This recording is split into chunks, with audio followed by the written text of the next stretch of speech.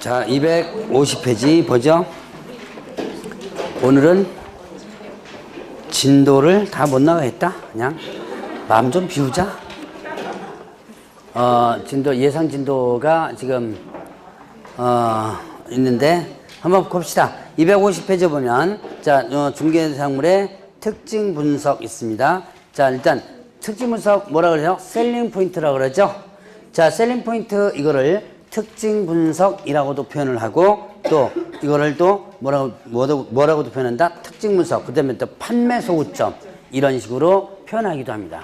자, 그러면 이런 셀링 포인트는 소위 말하는 뭐예요? 그 물건에 대한 장점이다 그랬죠? 여러분들 교재 보면 셀링 포인트의 개념하는 부분을 보면 권리를 취득하는 의뢰인에게 만족을 주는 특징이랬죠. 자, 권리를 취득하는 의뢰인에게 만족을 주는 특징 이렇게 됩니다. 자, 그래서 이거를 셀링 포인트라고 한다. 자, 수업 시간에 이렇게 올 때는요, 고개를 이렇게 싹 숙여가지고 오시는 것이 좋죠. 이거 여러분들 얼굴이 전국적으로 방영이 됩니다.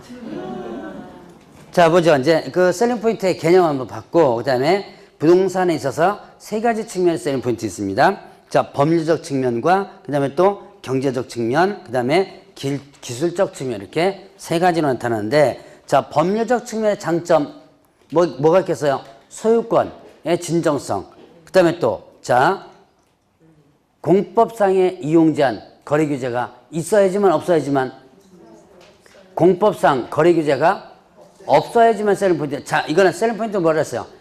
장점이라고 그랬죠? 그러니까 이거는 일단 공법상 규제가 없어야지만 장점이 되겠죠? 자, 그 다음에 경제적 측면. 경제적 측면의 장점이 뭐가 있다? 주로 이 가격과 관련되죠. 가격이 저렴하다든가, 가격이 적정하다든가, 임료가 싸다든가 이런 것들. 자, 경제적 측면으로서 장점으로서는 가장 대표적인 게 뭐 있다 그랬어요? 금매물 있다 그랬죠? 왜? 금매물 이런 것들이 있고, 자, 그 다음에 또 투자 가치도 경제적 측면의 장점으로서 볼 수 있어요. 자, 그러면 기술적 측면의 장점으로서는 뭐가 있다? 거기 보니까 일단은 시설, 설비, 시공 이런 것들이죠. 자, 동선이라는 것도 있어요. 자, 동선 이것도 뭐가 된다? 기술적 측면에서의 장점으로서 볼 수 있죠. 자, 그러면 셀링 포인트의 특징, 셀링 포인트. 자, 부동산이 지니는 셀링 포인트는 다양하다. 왜요? 부동산은 어떤 성질이 있다? 개별성을 가지고 있죠. 그럴 때 다양하게 나타난다. 자, 그 다음에 또 의뢰인마다 셀링 포인트 다르다. 성향이 다르죠. 그렇기 때문에 자, 일단 셀링 포인트가 다르게 나타난다. 그래서 의뢰인의 성향을 파악하라 그랬죠. 성향을 파악하고 그 사람의 생활 수준이라든가 소득 수준 이런 것도 파악해줘야 돼요. 생활 수준, 소득 수준도 파악해야지만 거기에 맞는 일단 물건을 소개해 줄 수가 있죠. 자, 그 다음에 또 셀링 포인트는 인공적인 거, 자연적인 것을 모두 포함한다 그랬어요. 인공적인 거, 자연적인 거 다 포함한다. 그러니까 인공적인 거 같은 경우는 뭐 기술적 이런 거 있죠. 자연적인 거 같은 경우는 일단은 뭡니까? 환경적 뭐 이런 것들이고 쾌적성 이런 것들이고요. 자, 그 다음에 기술적 측면의 셀링 포인트는 시간이 지나면서 소멸한다. 왜 그럴까요? 시설 설비 등이 어떻게 돼요? 예, 시설 설비 등이 노후화되죠. 그 다음에 현장 안내 시 셀링 포인트를 활용해야 됩니다. 주로 이제 확인 설명할 때 많이 활용을 하게 되죠. 자, 그런데 이런 셀링 포인트는 너무 많이 설명해도 좋지는 않다 그래요. 장점을 잔뜩 설명하면 진짜 장점이 어떤 건지 모르죠. 그래서 두세 개로 압축시켜 가지고 하는 것이 더 효과적이다라고 합니다. 자, 셀링 포인트는 그나마 이 파트에서 시험 문제 잘 나왔던 부분이다. 그래서 일단 지금 알아는 두시고 넘어가시라. 근데 이제 20회 때부터는 셀링 포인트 문제가 거의 출제가 안 됐어요. 21에 22, 23 돼서 출제가 안 됐는데 그래도 일단 알아는 두시고 넘어가셔야 돼요. 예전에 10회 때는 출제가 많이 됐었습니다. 10몇 회 때 이때는 거의 매년 출제됐던 문제이기도 한데 어쨌든 알아는 두시고 넘어가시고요. 자, 그러면 이제 뒤로 넘어가면 중개심리 이건 뭐 개론에서 일단 봤을 거고, 자, 254페이지 보면 마무리하는 부분 보세요. 자, 거기 보니까 마무리 크로징이라고 그래요. 여기서 딱 한 번 문제 나왔었는데, 자, 계약서에 서명 날인하는 행위를 뭐라 한다? 크로징이라고 한다 라고 했었죠. 자, 그 다음에 소유권을 현실적으로 뭐 한다? 이전시키는 행위를 갖다가 크로징이라고 한다 그랬어요. 그래서 이렇게 크로징 부분들 일단 구분을 해보시고 개념만 일단 짚고 넘어갔어요. 자, 그러면 이제 그 크로징 기법 부분에서 보니까 점진적 확인법은 이제 대화를 할 수 있는 것부터 순차적으로 해서 하는 것이 점적 확인법이고, 계약전제법은 자, 의뢰인이 관심을 가지고 자, 욕망 단계에서 관심을 가지고 있을 때 그때 계약서를 갖다가 디밀어 가지고 계약책을 하는 것을 계약전제법. 부분선결법. 자, 이걸 다른 말로 뭐라 그러는다? 끝에 보니까 세부선결법이라고도 하지요. 자, 찾았어요? 세부선결법 끝에. 자, 부분선결법 혹은 세부선결법 이렇게 표현하는데, 이건 뭐라 그랬어요? 어떤 부분이 해결이 나지 않을 때, 합의가 이루어지지 않을 때 합의가 될 수 있는 것부터 순차적으로 하는 것을 뭐라 한다? 부분선결법 혹은 세부선결법 이렇게 표현한다 그랬죠? 장단비교법은 자, 거래 대상은 장점을, 그 다음에 또 비교 대상은 단점을 설명으로써 거래 대상에 눈이 가도록 하는 것이 장단비교법이다 그랬고요. 자, 일단 요 정도까지만 일단 짚고 넘어가겠습니다. 자, 그래서 이런 것들. 자, 여기서는 일단 여러분들이 뭐를 갖다가 기억하면 되냐면, 셀링 포인트에 대한 기본적 개념 기억하면 되겠고요. 중개계약 있죠. 자, 중개계약과 관련된 부분, 자, 법적인 성격, 그 정도만 여러분들이 기억하면 돼요. 자, 그러면 255페이지 이제 중개대상물 조사 확인 방법이 있습니다. 자, 중개대상물 조사 확인. 자, 여기서부터가 이제 최근 연도에도 문제가 많이 나오는데, 자, 중개대상물 조사 확인하면 크게 두 가지로 나뉘죠. 자, 조사, 그 다음에 또 확인하는 방법은 뭐가 있다? 공부상 조사 확인과 그 다음에 또 현장 조사 확인 이렇게 둘로 나눠지죠. 자, 그리고 또 하나, 뭐 다른 교재 보면 하나 더 해놓은 게 있어요. 의뢰인을 통한, 자, 제 교재는 그거 안 넣어놨습니다. 의뢰인을 통한 확인 방법 이렇게 해서 또 하는 교재도 있어요. 자, 그러면 조사 확인 방법이 크게 보면 이제 세 가지예요. 의뢰인을 통한 거, 그 다음에 또 공부상, 그 다음에 현장 이렇게 세 가지인데, 제가 의뢰인을 통한 확인 방법은 여기다 안 넣어놨습니다. 자, 의뢰인을 통한 확인 방법은 일단 중개사법에 있죠. 자료를 요구하여 확인하는 거죠. 자료 요구는 누구한테 할 수 있는 거다? 매도, 임대 등 권리, 매도, 임대, 그러면 권리 이전을 해야죠. 권리 이전을 해야 자료를 요구할 수 있다 그랬죠. 근데 이거 믿으면 된다, 안 된다? 안 된다. 의뢰인 믿으면 절대 안 됩니다. 그러니까 이거는 그냥 참고적으로 이제 보시면 된다 그랬어요. 자, 그래서 공부상과 현장 이렇게 둘로 나눠진다. 자, 그러면 공부상 확인 일단 보죠. 공부상 확인하면 가장 먼저 토지대장. 자, 토지대장. 그 다음에 또 건축물 대장 있죠? 건축물 대장을 통해서, 자, 토지대장과 건축물 대장을 통해서 뭐를 확인한다? 뭐를요? 자, 사실관계를 확인한다 그랬죠. 사실관계를 확인한다. 소재지, 지목, 면적 이런 것들이죠. 이런 사실관계를 확인해야 된다. 자, 그러면 또 이제 등기사항 증명서 있죠. 자, 등기사항 증명서를 통해서 뭘 확인한다? 이거는 권리관계를 확인하죠. 권리관계를 확인한다. 자, 그러면 소재지, 면적, 지목 이런 것들 어디서 나와요? 등기부다 나오죠. 등기부 표제부 나오죠. 그럼 소재지, 지목, 면적 이런 것들이 자, 대장과 등기부가 다르다. 그럼 뭐가 우선이 된다? 예, 대장이 우선이 된다. 사실관계는 대장이 우선이라고 그랬죠. 그 다음에 또 소유자가 자, 대장과 등기사항 증명서 틀립니다. 뭐가 우선이 된다? 소유자는요? 등기부가. 자, 소유자는 권리관계죠. 등기부가 우선이 된다 그랬죠.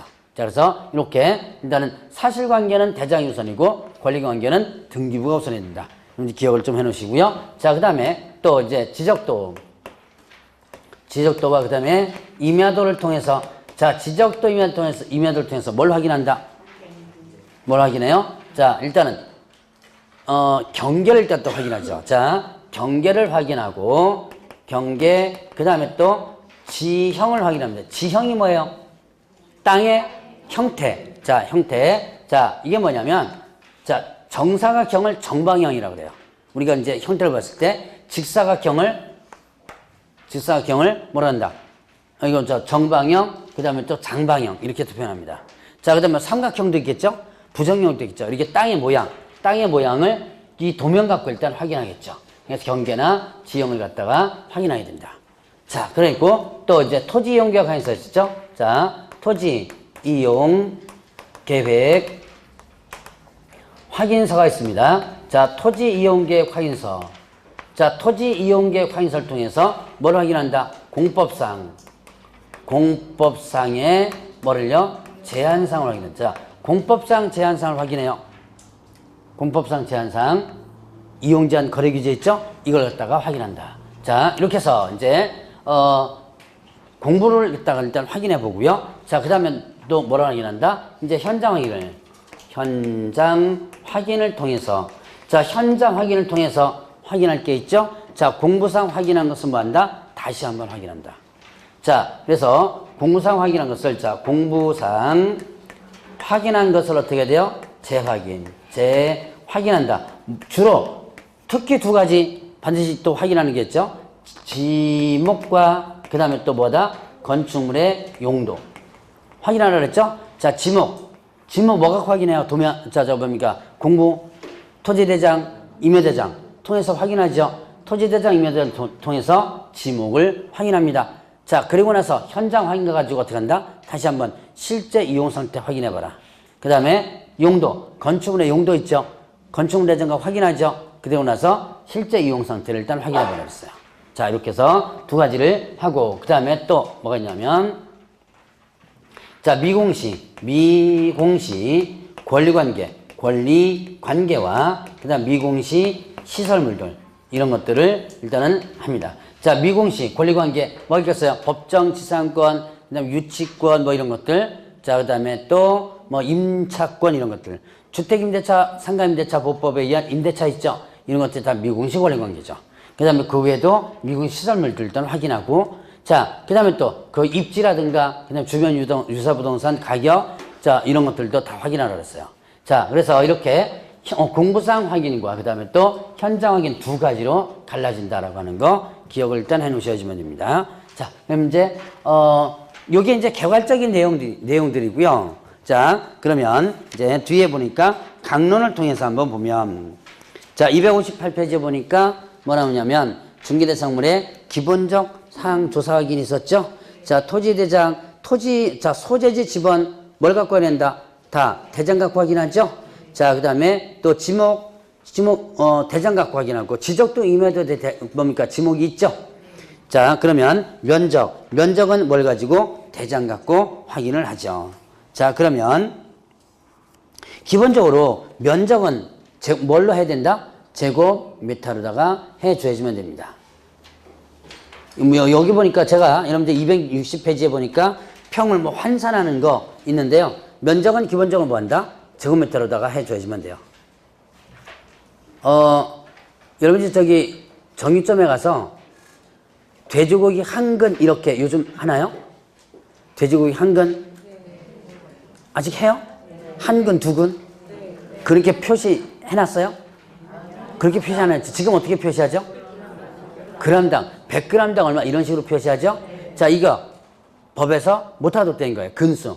자, 금은방에 가면 뭡니까? 금 한 돈 이렇게 표시 못해요. 자, 이게 뭐냐면 계량에 관한 법률이라는 게 있어요. 계량에 관한 법률에 의해서 오한다? 금지가 되고 있습니다. 그래서 자, 계약서에다가, 자, 일단 부동산 계약서에도 평자 쓰면 안 돼요. 이것도 마찬가지로 계량에 관한 법률에 의해서 위반됩니다. 위반하면 100만 원의 과태료거든요. 뭐 요거는 그냥 참고적으로만 듣고 넘어가세요. 근데 중개사법과 관련된 부분이 아니라서 그렇게 시험 문제는 나오진 않지만 실제로 단속에서 걸린 게 있어요. 3년 전인가 4년 전인가 경기도 지역 개혁분야 단속해가지고 계량에 관한 법률에서 이거 써가지고 걸린 적이 있었어요.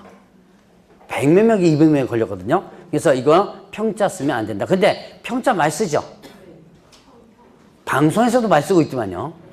방송에서 지금도 쓰죠? 그거 사실 다 법에 걸려요. 이 방송국부터 이제 단속해야 되는데, 이 방송국을 100만 원 과태료 쳐야지만 됩니다, 이거.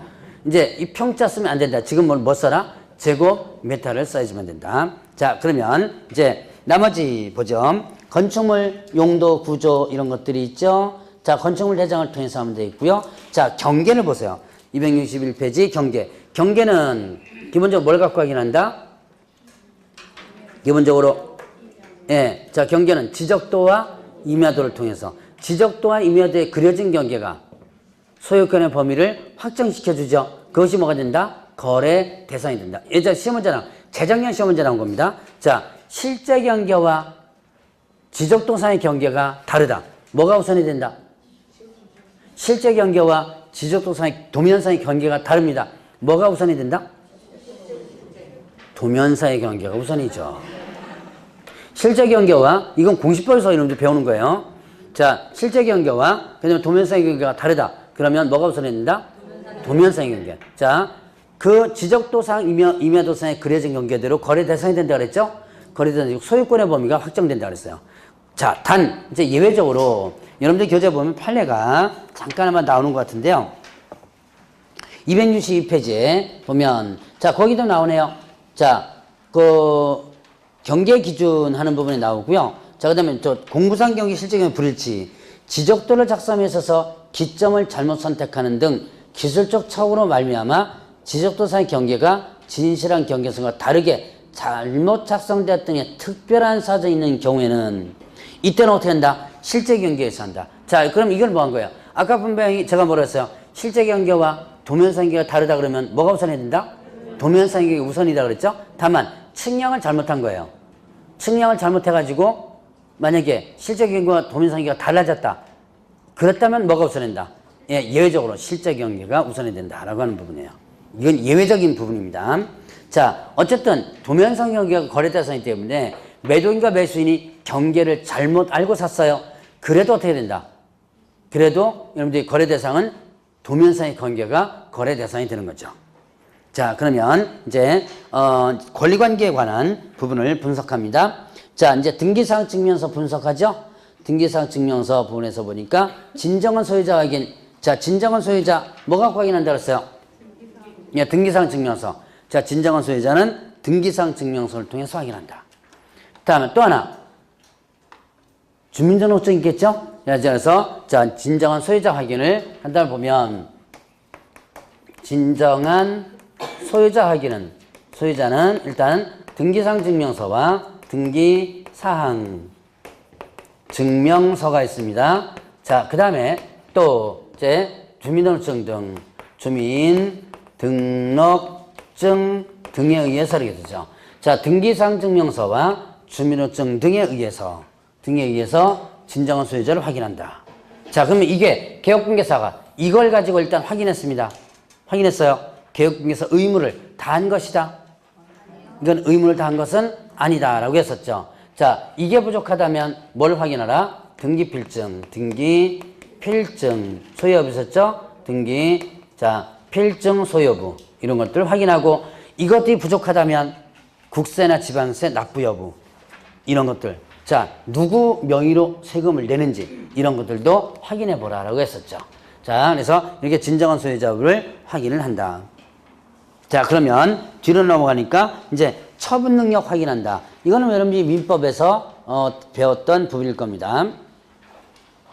자, 처분 능력 확인한다. 자, 처분 능력과 관련된 부분 뭐 있었어요? 미성년자, 그 다음에 또 피한정 후견인, 피성년 후견인 이렇게 되죠. 미성년자나 피한정 후견인 같은 경우는 법정 대리나 후견인의 동의가 있다면 이와 직접 계약을 체결해도 된다 그랬죠. 동의가 있다면. 그런데 피성년 후견인 같은 경우는 자, 동의가 있다 하더라도 이와 직접 계약 체결하지 말고 후견인과 계약 체결하라 그랬죠. 언제든지 계약을 취소할 수 있다라는 부분. 민법에서 아마 잠깐 언급해서 배웠을 거고요. 자, 대리권 여부 확인하는 부분이 있었죠. 자, 미성년자 같은 경우는 법정 대리 여부 확인하고요. 자, 그다음 임의대리, 위임장과 인감점 첨부 여부 확인하죠. 자, 이제 여기서 이제 시험 문제 나오는 것은 부부간의 재산이 예전에 가끔 나왔습니다. 자, 부부간의 재산 매매합니다. 위임 여부 확인 하죠. 부부간의 재산 매매합니다. 남편 재산 부인이 매매해요. 위임 여부 확인하죠. 임대차 위임 여부 확인 그것도 하라 그랬죠. 자, 그러니까 자, 일단 부부간의 재산의 경우는 일단 매매뿐만 아니라 임대차까지도 위임 여부를 확인하라라는 부분이 있었어요. 자, 그래서 이런 대리권 여부 확인을 한다라는 부분이 있었고요. 자, 그 다음에 공동소유 재산 확인 260페이지 보니까 공동소유 공유 합유 총유 있었죠. 자, 공유 지분 처분은 단독으로 할 수 있다 그랬죠. 이건 민법에서 배우셨죠? 지금쯤 배울 텐데 요번 주에 혹시 배우지 않았어요? 공유 합유 총유 민법 어디쯤 나가요? 소유권 좀 물건 좀 나가고 있는 중이죠? 예, 아마 대충 아마 이것도 지금쯤 배울 텐데 아마 요 안 배웠으면 다음 주쯤 아마 배울 수 있을 겁니다. 자, 공유에 대해서는 공유 지분 처분은 단독으로 할 수 있다. 그러나 공유물은요, 공유물은 전원 동의가 필요하죠. 자, 그 다음에 합유물, 합유지분 모두 동의가 필요하고요. 총유와 관련된 부분에서는 어떻게 한다? 뭐가 있어야 된다? 사원총회 결의가 있어야지만 된다. 종주문주 규약이라든가 결의가 있어야지만 된다 그랬죠. 자, 그러면 이제 그 정도까지만 일단 짚고 넘어가고, 자, 일단 여러분들 268페이지를 보세요. 그 중요한 판례가 하나 나오는데, 자, 을고란 분석하는 부분 보세요. 을고란 분석하는데, 자, 을고란에는 전세권이나 저당권, 지상권, 임차권 이런 것들이 을고란에 기재되죠. 자, 그러면 근저당 설정 시 확인 의무. 근저당 설정 시에 근저당이 설정되어 있습니다. 그럼 개혁국에서는 뭐를 확인하라 그랬죠? 채권, 최고액을 조사 확인하라 그랬죠? 채권, 최고액 조사 확인을 하라. 이것만 확인하면 족하다 그랬죠? 피담보 채무까지 조사 확인할 의무는 없다. 그래서 이게 시험 문제 일단 잘 나왔습니다. 그런데 자, 피담보 채무액을 확인했는데 그릇되게 설명했어요. 그럼 어떻게 한다? 그 책임을 진다라고 했었죠? 자, 그 책임을 당연히 진다. 그래서 피담보 채무액은 그릇된 정보를 제대로 확인하지 않은 채 그것이 진실인 것처럼 일단 설명을 해줬어요. 나중에 손해가 났다면 그 손해배상 책임이 있다. 자, 그런 내용. 자, 일단 시험 문제는 앞에 있는 내용이 주로 나왔습니다. 일단 근저당은 뭐만 확인하면 된다? 채권, 최고만 확인하면 되고 뭐는 확인할 의무 없다. 예, 실제 피담보 채무액 확인할 의무가 없다. 그렇게만 여러분들이 기억을 하고 있으면 되고요. 자, 법정지상권과 관련된 부분은 제가 건너뛰고 가도록 하겠습니다. 유치권도 마찬가지고요. 자, 일단 분묘기지권 부분을 보죠. 272페이지.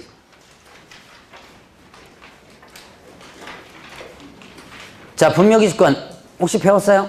네. 언제 배웠어요? 요번에 배웠어요? 요번에 아직 안 나갔, 이게 지금 지금 소유권 나간다며요? 어디까지 나가는지 지금? 소유권 나가면 아직까지는 이 지상권 부분이 아직 안 났겠네요. 자, 분묘기지권은 어디에서 여러분들이 배우냐면 민법의 지상권 부분에서 특수한 지상권이죠. 관습상의 지상권이다라고도 표현하기도 하고요. 자, 분묘기지권 의미가 뭐였죠? 분묘기지권이란 타인 소유 토지에 분묘를 설치한 다음에 그것을 어떻게 한다? 수호하고 봉제사는 권리. 남의 땅에다 분묘 설치한 다음에 그걸 수호하고 벌초도 하고요. 봉제사, 제사도 지내고 할 수 있는 권리를 뭐라 한다? 분묘기지권이라고 그러죠. 자, 그러면 분묘기지권에 성립 요건이 있었죠. 일단은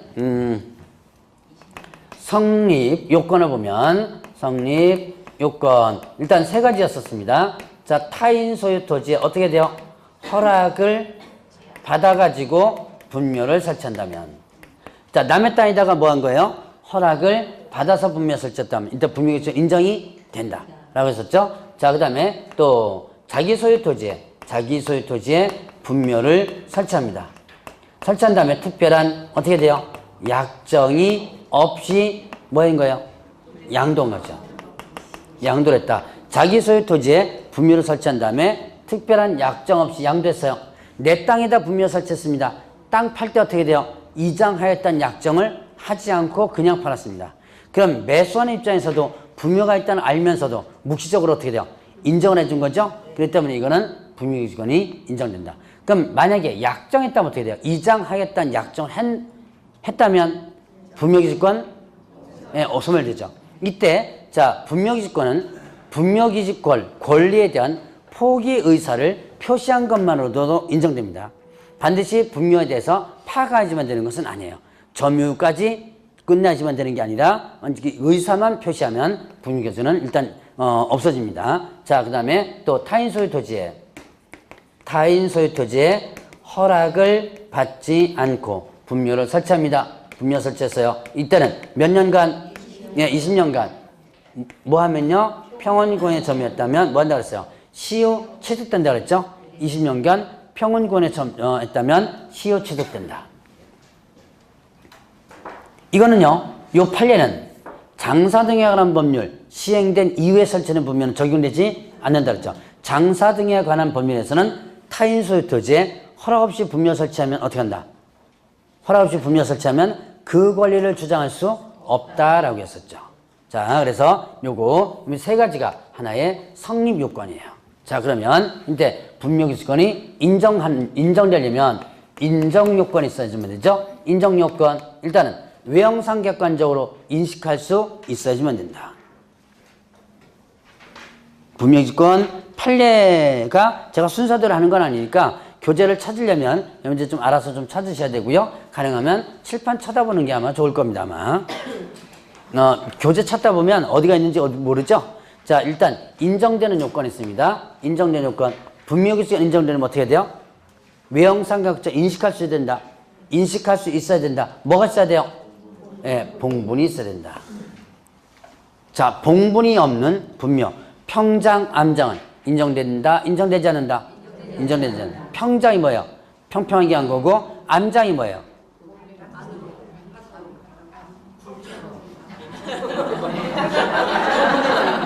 죽여가지고, 네, 죽여가지고, 안 매장한 거라 그랬죠? 네, 죽여가지고, 안 매장한 거. 아직도 바위에다 묻은 거요. 저 어제 가니까, 암장하니까 바위에다 묻은 거예요. 그러는데.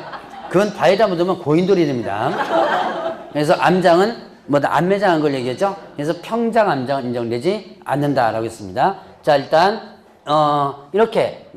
이게 있어야지만 되고요. 봉분이라는 게. 그다음에 또 자, 봉분이 있는데 밑에 뭐가 없다면 시신, 유골, 유발 등이 없는 분묘. 자, 시신, 유골, 유발 등이 없습니다. 이걸 흔히 뭐라 그래요? 가묘라고 그러죠. 가묘는 인정되지 않는다 그랬죠. 그런데 시신은 안장되어 있는데 봉분이 일시적으로 멸실됐어요. 일시적으로 멸실됐습니다. 그럼 쉽게 복구할 수 있다는 얘기죠. 일시적으로 멸실됐으니까 이거는 쉽게 복구할 수 있는 거라면 인정이 된다라고 했었죠. 그래서 이게 이제 인정되는 요건에 해당되는 것이고, 자, 그러면 또 이런 분묘기지권은 분묘기지 자체뿐만 아니라 뭐까지 인정된다? 주유의 공직까지 미친다 그랬습니다. 자, 그러면 여기서 일단은 제가 석축을 한번 얘기했던 적이 있었는데요. 자, 석축에까지 미친다와 안 미친다, 미치지 않는다 두 가지 판례가 있었다고 그랬죠.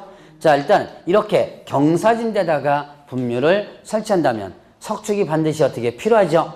자, 이거는 이 석축은 어떤 기능이 있다? 수호 봉제성이 있다. 자, 그래서 분묘기지권과 관련된 부분에서는 뭐가 된다? 수호하고 그 다음에 또 봉제사 하는 기능이 있어야지만 된다.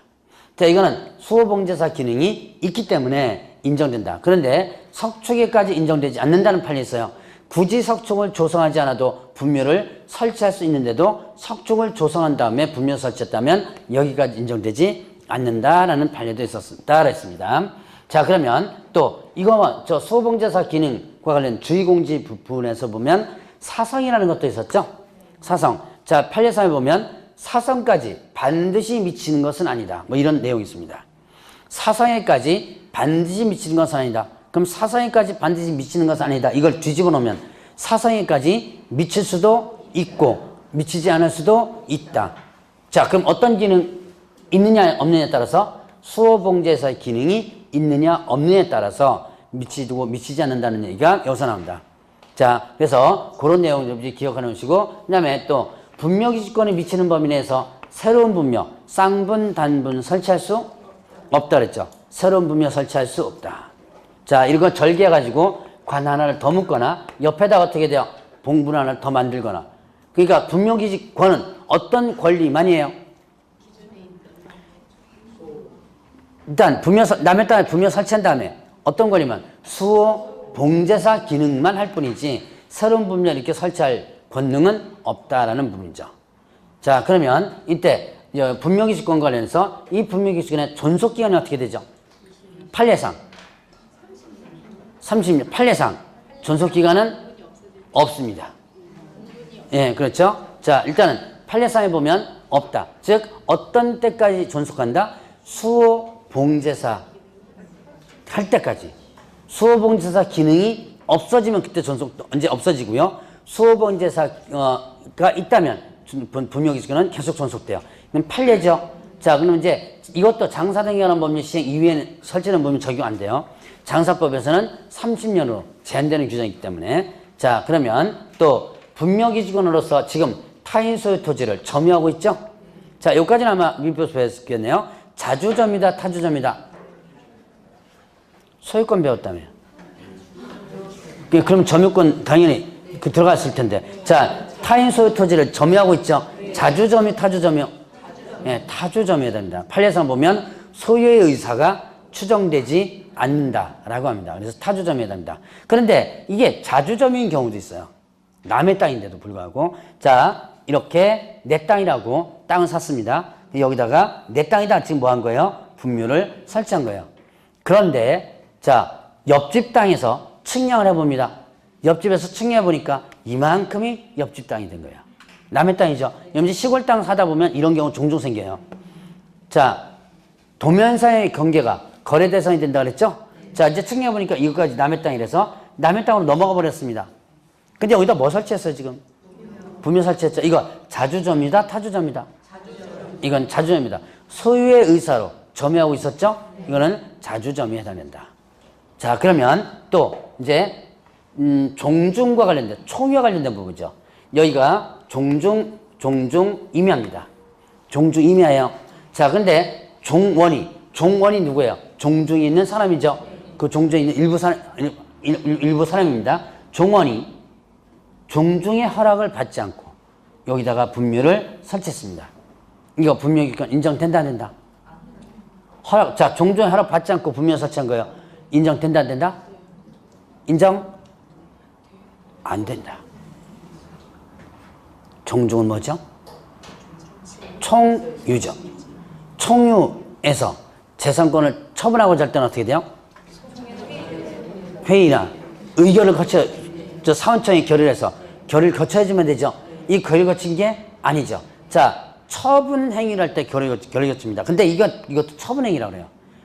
분묘 설치한 게 무슨 처분 행위냐? 분묘를 설치함으로써 다시는 이 땅을 팔지 못하죠. 분묘가 인정된다면 못 팔죠. 그때 이건 처분 행위라고 그래요. 그래서 자, 이때는 종중 문정에 그 결의를 거치지 않았다면 무효가 된다. 즉 인정되지 않는다. 자, 요까지가 이제 시험 문제 거의 다 나왔던 부분이에요.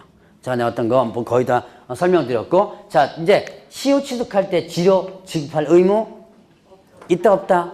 없다라는 부분이 있었죠. 자, 여기까지가 이제 분묘기지권과 관련된 부분이고요. 자, 그러면 장사 등에 관한 법률을 보겠습니다. 자, 여기 274페이지에 그 문제를 한번 볼까요? 자, 문제 한번 풀고 가겠습니다. 분묘가 있는 토지를 중개하면서 서면형으로 틀린 것은 1번에 외형상 분묘의 형태만 갖추었을 뿐 시신이 안장되어 있지 아니한 경우 분묘기지권이 생기지 않는다.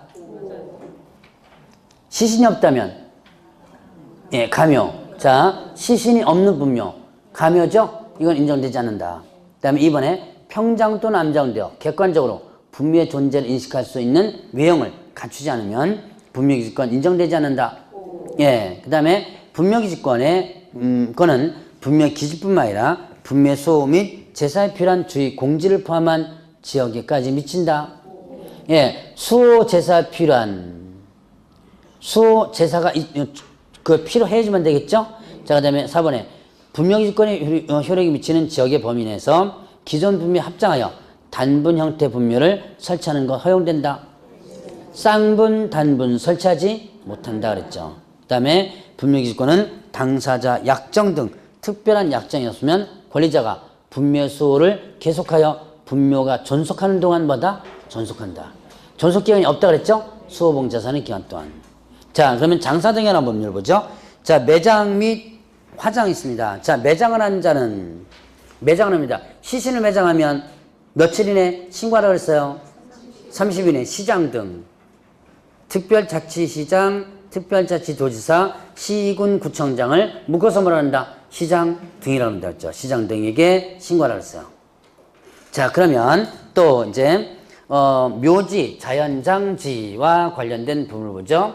자, 묘지에 대한 부분, 면적을 시험 문제도 가끔 나오니까 이제 좀 기억을 해 놓으시라. 묘지는 공설묘지와 뭘로 나눠진다? 사설묘지. 자, 묘지는 공설묘지와 그 다음에 뭘로? 사설묘지로 나눠진다. 공설묘지는 시군에서 오냐는 거고, 자, 사설묘지는 다시 법인묘지. 법인묘지는 뭘로 만들어야 된다? 재단법인으로 만들어줘야 돼요. 그 다음에 또 종중문중묘지, 그 다음에 또 가족묘지, 그 다음에 개인묘지 이렇게 4개가 있었어요. 자, 법인묘지는요. 법인묘지는 면적 얼마? 예, 10만 제곱미터 이상입니다. 위로 올라가야 돼요. 이상. 그 다음에 시장 등에 뭘 받는다? 시장 등의 허가를 받는다. 자, 종중문중묘지는요. 면적 얼마? 이거는 1,000 제곱미터 이하지요. 이하고 마찬가지로 시장에 허가받아요. 가족묘지는요. 면적이 100 제곱미터 이하. 이내에서 조성하죠. 이하. 또 법에서는 초과해서는 아니 된다. 100, 1000을 초과해서는 아니 된다. 초과해서는 아니 된다니까 뭡니까? 이하죠. 자, 이것도 마찬가지로 시장 등에 허가받는다. 그러면 개인묘지는요. 얼마? 30 제곱미터 이하. 이거는 뭐까지? 합장까지가 포함되는 개념이에요. 자, 그러면 이거는 설치 후에 며칠 이내? 30일 이내 뭐하라? 신고하라 그랬죠. 자, 그러면 가족묘지나 종중문중묘지, 법인묘지, 공설묘지 이때 묘지에 분묘가 여러 개가 있다 그랬죠? 법인 같은 거 다 여러분들 가보셨을 거예요. 여러 개가 있죠? 이때 분묘 1기당 저면적은 얼마다? 10 제곱미터 이하고요. 자, 합장은요? 합장은 얼마? 15 제곱미터 이하 이렇게 되죠. 자, 개인묘지와 관련된 부분 시험 문제 한다. 5번, 6번. 최근 연도는 27회 나왔습니다. 최근 연도는 27회 문제가 한번 나왔던 적 있었어요. 자, 그 다음에 여기 분묘일기다 정의면적 있죠? 가족 종족 문제 요거 노란 거. 10 합장 15 요거는 2번 문제 나왔었습니다. 항상 이렇게 문제가 별 문제가 일단 다 나온다고 여러분들이 기억을 해 놓으시라 그랬죠. 자, 그 다음에 또 이제 자연장 있었죠. 자연장이 뭐라 했어요? 수목장과 유사하다 그랬죠? 자, 자연장과 수목장은 약간은 차이점이 있어요. 둘 다 또 공통은 일단 화장을 해서 골분을 나무 밑에다가 뭐한다? 묻는 거예요. 묻는 것이 일단은 공통점인데 수목장은 이미 수목이 조성되어 있는 임야 있죠? 임야나 이런 데를 지정한 다음에 거기다 가는 거예요. 거기다 가는 것을 수목장이라고 합니다. 자, 그럼 자연장은 뭐냐? 자연장은 자, 이렇게 이미 조성된 수목이 아니고 땅을 조성한 다음에 거기다가 뭐하고 나무를 심어서 꽃이나 나무를 심어가지고 그 밑에다가 골분을 묻는 것을 자연장이라고 해요. 그러니까 여러분 수목장림이라고 그러거든요. 이건 이미 뭡니까? 나무가 100년, 200년씩 이렇게 큰 나무도 있죠? 거기를 이제 지정을 해요. 국가에서. 주로 이제 구기면에다 많이 지정하는데 지정해가지고 거기다가 할 수 있도록 하는 게 수목장이에요. 자, 이제 자연장은 땅을 조성한 다음에 거기다가 나무 심는 거라 했죠? 그리고 이제 골분을 묻는 거. 이거를 자연장이란다. 그 자연장할 땅을 자연장지라고 하죠. 자연장지. 자, 그러면 이때 법인 자연장에 있었죠? 법인 자연장지, 그 다음에 종교 있었고요. 그 다음에 종중문중, 그 다음 문중, 그 다음에 가족 있고요. 개인 있어요. 가족 개인이 한꺼번에 묶여 있는데 이것은 일단 분리시켜 보겠습니다. 법인은 마찬가지로 재단법인 설립해줘야 돼요. 면적 얼마? 5만 제곱미터 이상, 맨 꼭대기 이상이죠. 마찬가지로 시장 등에 뭘 받는다? 시장 등에 허가받는다. 그 다음에 종교는요 4만이죠. 4만 제곱미터 이하. 그 다음에 또 요거는 마찬가지로 시장 등에 허가. 그 다음에 또 종중문중 2,000 제곱미터 이하고요. 요거는 사전 신고. 사전 뭐하라? 신고하라. 사전에 신고해 줘야지만 됩니다. 자, 그리고 가족은 100 제곱미터 미만입니다. 이하가 아니고 뭐예요? 미만. 99까지죠. 자, 이거는 마찬가지로 사전 신고예요. 그 다음에 또 개인 있습니다. 개인 얼마? 30제곱미터 미만. 요거는 사전 신고가 아니고, 설치 후 30일 이내 뭐 한다? 신고를 해줘야 돼요. 종종 사전 신고, 요게 시험문제 24회 때 한번 나왔던 적이 있었어요. 자, 이렇게 여러분들이 자연장과 묘지, 면적 부분을 한번 구분을 해보시라고 했었고요. 자, 그러면 이제 묘지 설치 시 주의사항 한번 잠깐 보겠습니다. 여러분들 교재 276페이지. 지금 분묘 일기단 전면적은 왜 했고요. 자, 거기 3번 잠깐 보세요. 3번에 보면 묘지는 도로철도 하천 그 예정지로부터 얼마 떨어진 곳? 300m. 가족 개인은요 200이고요. 20분간 밀집지역이나 이런 것들은 어떻게 된다? 500m. 가족 개인은 300 이렇게 됩니다. 자, 이렇게 떨어진 곳 설치하라. 왜 이렇게 떨어진 곳 설치하라 그랬어요? 무섭죠? 맞아요. 뭐가 많이 나와요? 네, 귀신이 많이 나오죠? 네, 귀신이 많이 나오니까 어떻게 돼요? 떨어뜨려야지만 되겠죠? 그렇다고 뭐 귀신 안 오는 건 아닙니다. 오긴 와요. 자, 그래서 이렇게 일단 뭐단다? 이제 여기 묘지가 지금 무슨 시설이죠? 비선호 시설이죠? 소위 말하는 혐오 시설. 그래서 떨어진 거 설치하라. 이거는 개인 묘지까지도 해당됩니다. 그런데요, 여러분들이 개인 묘지 같은 데 가보면, 자, 길거리에, 길 옆에 바로 있죠? 왜 그렇게 할까요? 예, 네, 하고 나서 도로가 세워진 것도 있어요. 근데 길에 바로 금방 묘지가 한 것도 있어요. 그럼 왜 그럴까요? 이유는 간단해요. 장사법을 모르니까. 저 시골 사람들이 장사법 알아요, 몰라요? 모르죠? 그러니까 그냥 자기네 땅에다 박 쓰고 하는 거예요. 거기 자기 땅이니까. 그런데 개인 묘지는 그렇게 크게 관리를 안 합니다. 지금 현재 시군구에서 많이 관리를 안 해요. 시장들이. 근데 이거는 하나의 허가 요건이라고 보시면 돼요. 예를 들어서 법인묘지 설치하거나 종중문제묘지 설치하거나 이렇게 할 때는 뭐예요? 허가를 받아야죠. 허가를 받을 때는 어떻게 된다? 자, 도로철도 하천 거기는 어떻게 법인으로 만약에 법인을 허가받는다 그러면 도로철도 하천 거기는요 300. 그 다음에 또 20호인가 밀집지역 이런 데는 500m 떨어진 곳 설치하라. 그래서 여러분들이 그 묘지공원 가보신 분 계시죠? 묘지공원 한번 대부분 한번 많이 가보셨을 거예요. 그러면 인가에서 조금 안쪽으로 쭉 들어가죠. 네, 그게 다 이유 때문에 그런 거예요. 자, 그러면 이제 타인의 토지에 설치한 분묘에 개장하는 법이 있죠. 자, 일단 타인 소유 토지에 허락 없이 분묘 설치합니다. 타인 소유 토지에 허락 없이 분묘 설치해요. 그러면 허가받아서 시체 유고를 뭐 한다? 개장할 수가 있어요. 허가받아가지고 시체 유고를 개장할 수 있다. 자, 그리고 또 중요한 거 나오죠. 자, 거기에 개장할 때 일단은 3개월 이상 기간을 정해서 연고자에게 통보하라 그랬고요. 그것도 한번 체크해 놓으시기 바랍니다. 그 다음에 또 이제 권리주장 불가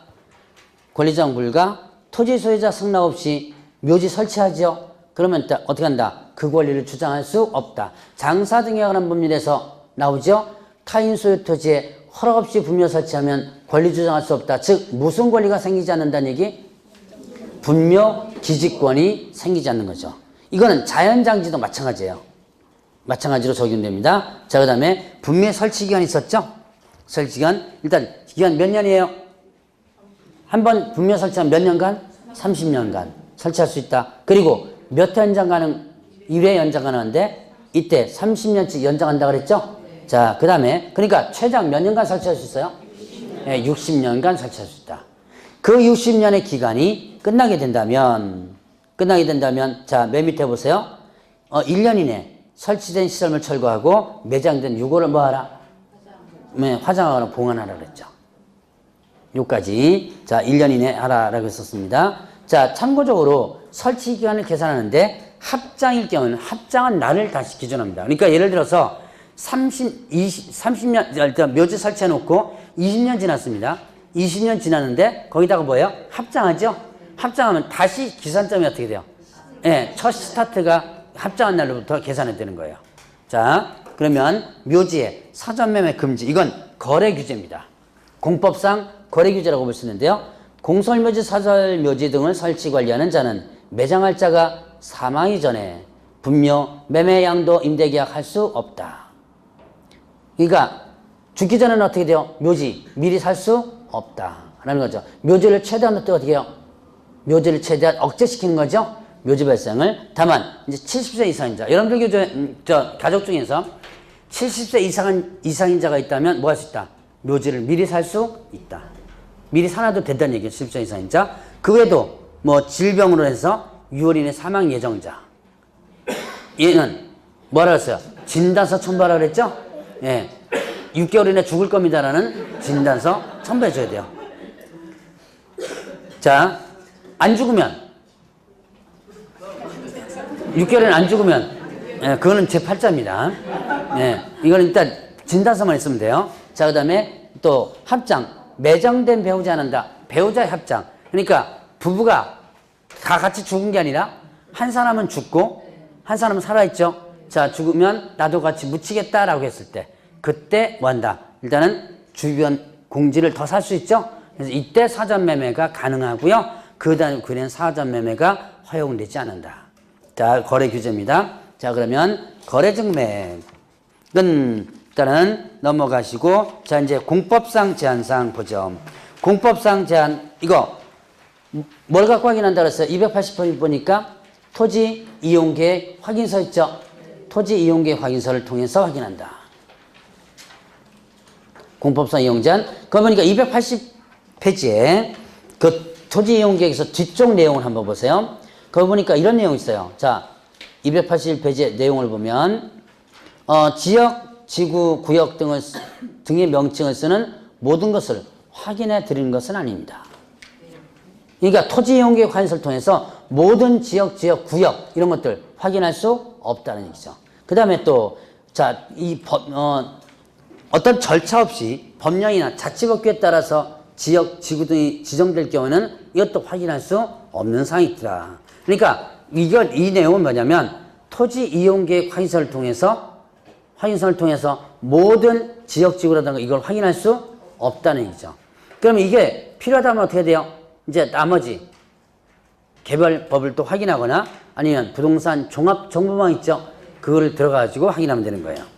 자, 그러면 뒤로 넘어가면 이제 공법상 이용제한 사항이 있는데요. 거기에서 하나만 보고 넘어가죠. 요거는 시험 문제 딱 한 번 나왔었는데 제가 늘 강의를 하는 부분입니다. 나중에 실무에 필요해서. 자, 교육환경 보호에 관한 법률이 있어요. 282페이지 찾았어요? 네. 자, 거기 보니까 교육환경 보호에 관한 법률에서 교육환경 보호구역이 있습니다. 교육환경 보호구역. 자, 200m 범위 안에서 지정을 하게 되는데요. 자, 절대보호구역과 상대보호구역이 나눠져요. 예전에는 학교 환경위생 정화구역이라는 게 있었어요. 혹시 들어보셨어요?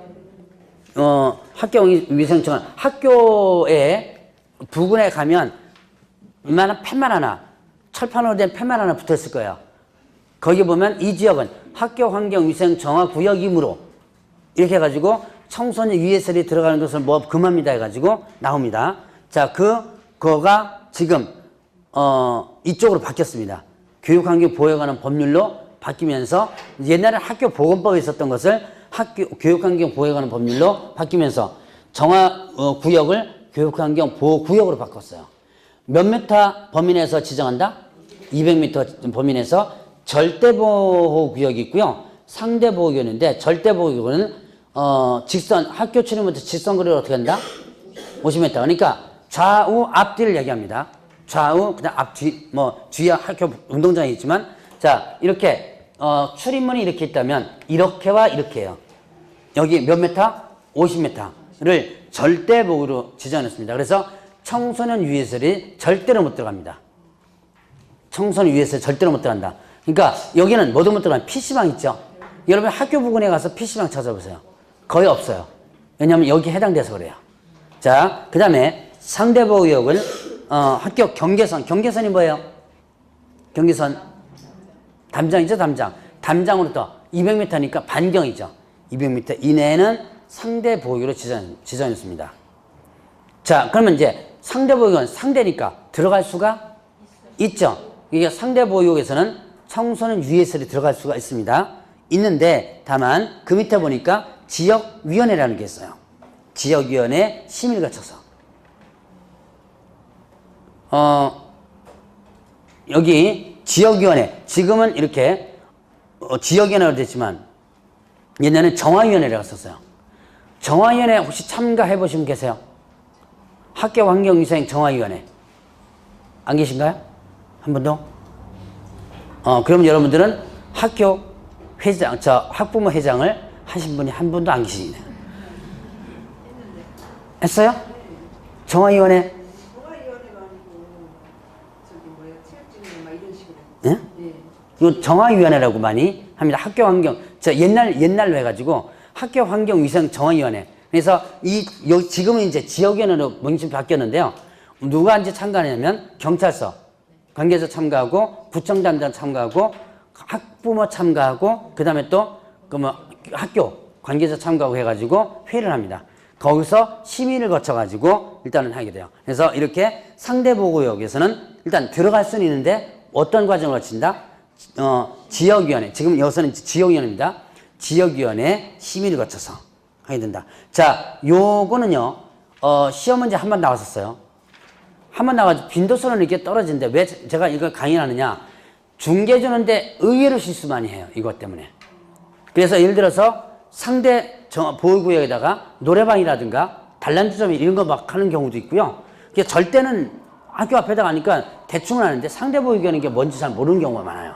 그래서 이런 법이 있다. 제가 여기까지만 강의할 테니까 나중에 혹시나 이제 질문을 하시면 이 교육환경 보호에 관한 부분을 꼭 보세요. 거기 보면 지금 이 보호구역에서 설치하지 못하는 시설물들이 있거든요. 제가 일단 거기까지 강의는 안 했지만 시설물들에 대해서는 꼭 확인을 좀 해주셔야 됩니다. 자, 그러면 이제 뒤로 넘어가면 공법상 거리규제상 부분을 보죠. 공법상 거리규제 부분에서 보니까 사립학교법이 있죠. 사립학교법에 보니까 자, 학교법인이 기본재산을 매도 교환하고자 할 때, 교환 증여 용도 변경하고자 할 때 누구의 허가받아라? 관할청. 이게 한번 시험 문제 2번 나왔었습니다. 관할청 허가받아라. 학교법인이 기본재산을 매도 증여 교환 이렇게 하고자 할 때는 누구의 허가? 관할청 허가. 이때 관할청은 초중고등학교 특수학교는 뭡니까? 교육감이고요. 시도교육감 있죠? 그 다음에 전문대학 또는 대학은 교육부 장관이에요. 관할청 허가받아야 된다. 향교재산 법이 있습니다. 향교재단이 만약에 그 향교재산 처분하고자 할 때 향교 이거 누구 거예요? 국가 거? 지방 거? 아닙니다. 아닙니다. 향교재단은 유림 거예요. 유림. 종교로 들어가죠? 유교. 이제 유교 쪽에서 설립된 학교가 뭐예요? 성균관대학교죠? 왜? 성균관대학교 유학해가지고 유림 있죠? 유림이라 그래요. 여러분들이 이것도 종교 쪽으로 들어갑니다. 그래서 이거 유림 거이기 때문에 이건 사적 거래가 가능해요. 다만 이런 향교 같은 걸 처분하고자 할 때는 이게 뭡니까? 문화재에 또 해당되죠? 그렇기 때문에 일단은 누가 허가받는다? 시도지사 허가받아요. 자, 그 다음에 전통사찰 보존 및 지원에 관한 법률. 전통사찰, 불국사, 해인사 이런 거 있죠? 자, 이런 것들은 양도할 때는요. 누구 허가? 문화체육관광부 장관의 허가. 대표자 승인서 첨부해가지고 담보제 공시에는요. 시도지사의 허가받아요. 이것도 마찬가지로 대표자 승인서 첨부합니다. 그러니까 자, 불국사, 해인사 이런 거 처분할 수 중개해 줄 수 있어 없어요? 중개해 줄 수? 불국사, 해인사 중개해 줄 수? 그럼 중개 대상으로 해당? 된다 안 된다? 된다. 뭐만 받으면 돼요? 뭐만 받으면 돼요 지금? 돈 받는 거 빼고. 자, 허가 받으면 된다 그랬죠? 예, 허가 받으면. 이거 먼저 이제 돈 생각부터 하죠? 돈 수수료 받으면 된다는 거. 자, 그래서 이거는 일단은 허가 받으면 돼요. 그렇기 때문에 이건 중개대상으로 해당이 되는 거예요. 자, 그러면 이제 농지법 나오죠? 농지법 공법에서 배우셨죠? 자, 농지법 부분에서 보면 이제는 농지 소유 사항이 있습니다. 자, 1, 2월 달에 농지법 건너뛰었나요? 그럼 아직까지 3, 4월 달은 아직 안 배웠을 거고. 자, 농지법은 여러분들이 공법에서도 중요하지만 중개 실무 쪽에서도 중요합니다. 매년 한 문제씩 거의 튀어나온다고 보셔야 돼요. 자, 그래서 작년엔 안 나왔지만 알아두셔야 되는데 농지 소유 사항이 있습니다. 자, 원래는 농지는 누구만 원칙적으로 소유하는 거예요? 예, 농업 경영은 하는 자. 농업 경영을 하는 자만 일단 소유하는 건 원칙이죠. 자, 그래서 농업 경영하는 자는 농지에 대해서 지금 면적의 제한이 없어요. 그런데 자, 농업 경영 하지 않은 자가 일정 부분 농지 취득할 때는 면적의 제한이 있습니다. 농업 경영 하지 않은 자가 취득하는 경우도 있어요. 자, 거기 보니까 상속에 의해서 농지 취득합니다. 비영농자가. 자, 농업 경영 하지 않은 자 이렇게 됐죠? 비영농자가 상속에 의해서 취득합니다. 그럼 얼마? 1만 이내에서 소유할 수 있다. 자, 그러면 그 다음 페이지 보니까 8년 이상 영농자가 이농합니다. 8년 이상 영농자가 이농해요. 그러면 이제 농사 안 짓죠? 그래도 농지 소유할 수 있어요. 얼마만큼? 예, 1만 제곱미터 이내 이렇게 되죠. 자, 그 다음에 주말 체험 영농 있습니다. 주말 농장용이죠? 여러분 주말 농장 하시는 분 계세요? 농사 짓는 분 안 계신가요? 요즘은 주말 농장 많이 붐이 좀 죽었던데 한때는 주말 농장 꽤 있었는데 농사 짓기 힘들어요. 그 주말 농장 했다가 나중에 풀 이만큼만 해가지고 하는 경우도 많더라고요. 그러니까 자, 일단 주말 농장용으로 농지 취득할 수 있어요. 대부분 주말 농장용으로 농지를 임대하는데 임대하지 않고 취득하는 경우가 있습니다. 그거는 면적이 얼마? 1,000제곱미터 미만 이렇게 돼요. 1,000제곱미터 미만인데 이때 세대원 전부가 소유하는 총면적을 한다 그랬죠? 세대원 전부가 소유하는 전면적. 그러니까 남편이 600제곱미터 가지고 있습니다. 그러면 부인은 얼마만큼 소유할 수 있어요? 400이 아니고 399까지. 1,000 미만이죠? 1,000 미만이니까 399까지를 소유할 수 있죠. 자, 그러면 이제 농지취득 자격증명이었습니다. 농지취득 자격증명. 자, 농지를 취득하고자 할 때 뭘 발급받는다? 농지취득 자격증명을 발급받는데 이때 발급 어디다가 발급해요? 발급 신청한다? 시구읍면 있습니다. 시구면장에게 발급을 받아야 된다. 시구읍면입니다. 시구읍면. 자, 그러면 시군구가 아니에요. 시구면입니다. 자, 그러면 이때는 농지취득 자격증명을 발급받을 때, 자, 신청할 때요, 뭘 제출하냐면 농업 경영계획서가 있어요. 농업 경영계획서를 제출한다. 자, 다만 농업 경영계획서를 제출하지 않는 경우 있습니다. 어떤 경우냐면, 자, 주말 체험 영농. 자, 주말, 그 다음에 체험 영농 있습니다. 그 다음에 농지 전용 허가. 자, 받은 토지를 거래할 때, 자, 주말 농장용으로 농지 취득합니다. 이거 농업 경영해요, 안 해요? 안 하는 거죠. 콩 심어보고 팥 심어보고 뭐 배추 심어보고 이런 거죠. 그래서 이거는 농업 경영과 관련이 없어서, 자, 농지 취득 자격증을 발급 받아야 돼요. 그런데 뭐는 제출하지 않는다? 농업 경영계획서 제출하지 않고 농지 전용 허가. 농지 전용이 뭐예요? 농지 전용 농사만이 아니라, 이제 한자에 따라 틀려요. 그런 뜻도 있지만 뭘 전용해야 된다, 그것만 해야 된다라는 뜻도 있지만 이거는 다른 용도로 넘기는 거예요. 전용한다, 예산을 전용한다, 이게 뭐야? 그 예산을 다른 용도로 쓰는 거죠. 자, 전용, 다른 용도로 허가받는 거예요. 자, 농지를 예를 들어서 나 집 짓겠다, 대려 만들죠, 이거 전용이에요. 농지에다가 묘지 설치하겠다, 전용입니다. 다른 용도로 쓰는 거죠. 자, 이럴 때 전용 허가를 받았다, 이 두 가지는 뭘 제출하지 않는다? 농지증은 발급받는데 뭘 제출하지 않아요? 예, 일단 농업 경영계획서는 제출하지 않는다. 자, 그러면 이제 시험 문제 자주 나오는 거 반드시 기억해야 될 거 있습니다. 농지임대차. 자, 이거는 농지법에 나오는데요. 이 농지법이 공법적이기도 하지만 뭐드냐면 민사특별법이 있습니다. 자, 농지법에 민사특별법 성격이 있어요. 자, 농지임대차 일단은 상속에 의해서 자, 원래는요 농지를 임대차나 사용대차 할 수 없어요. 원칙적으로는.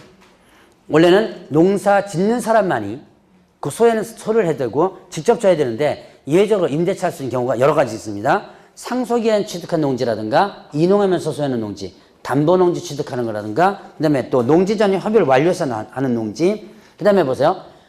60세 이상이 되어서 더 이상 농업경에 종사하지 않은 된 자로서 자, 농업 경영 이용 기간이 5년을 초과하는 농지.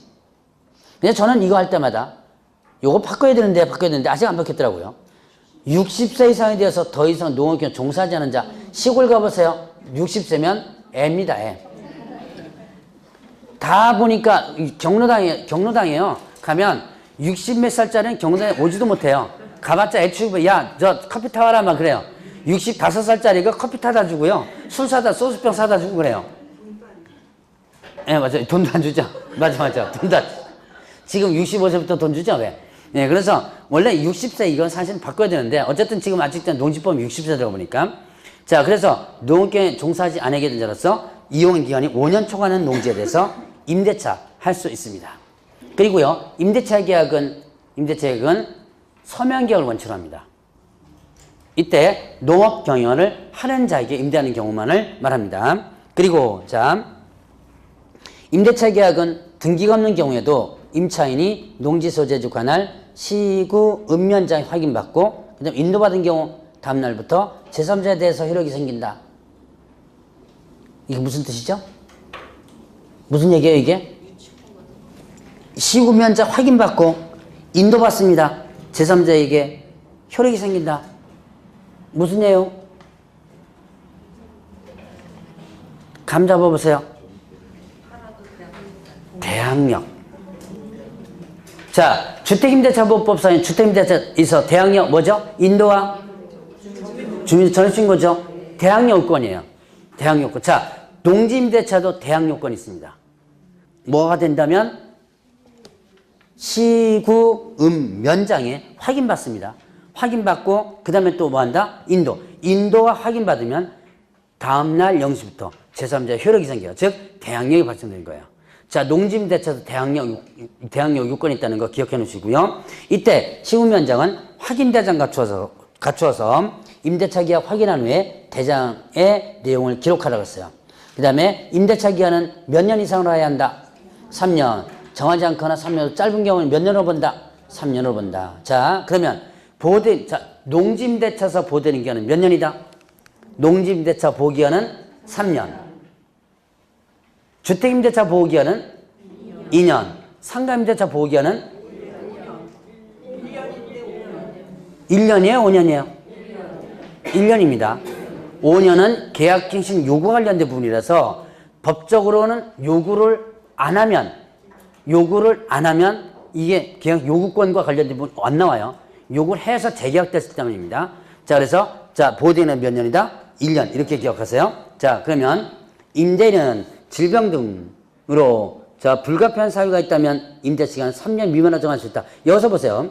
원래는 3년인데 자, 누가 3년 미만으로 정할 수 있다 그랬어요? 임차인이야, 임대인이에요? 임대인. 질병 징집 등으로 했을 때 임대인입니다. 임대인은 3년 미만으로 정할 수 있다 그랬어요. 자, 그러면 어떤 경우 질병이나 이런 경우일 때 자, 일단 이제 임차인은 3년 미만으로 정한 임대차 기간에 위험을 주장할 수 있고요.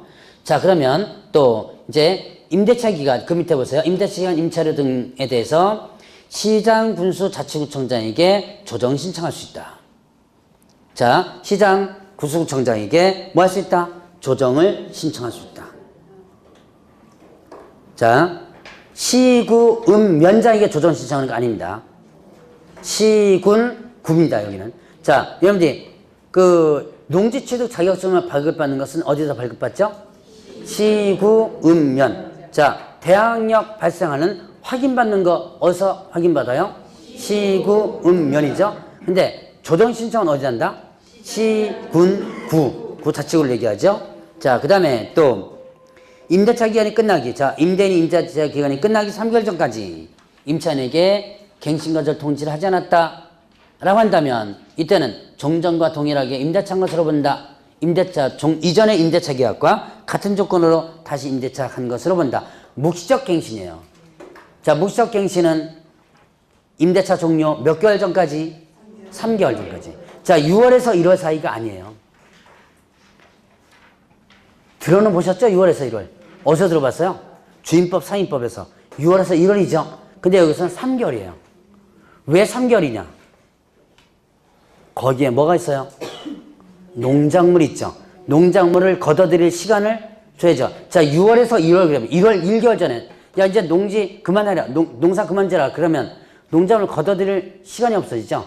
그래서 어떻게 된다? 일단은 3개월 전까지라는 개념이 있습니다. 자, 그리고 임대 농지 양수인은 임대인의 지위를 승계한 것으로 보고요.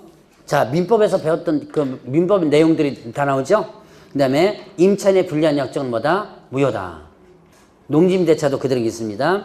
그 다음에 또 이제 농지를 임차인이 농지를 정당한 사유 없이 농업기에 사용하지 아니했을 때는 임대차 종료 명령을 누가 할 수 있다?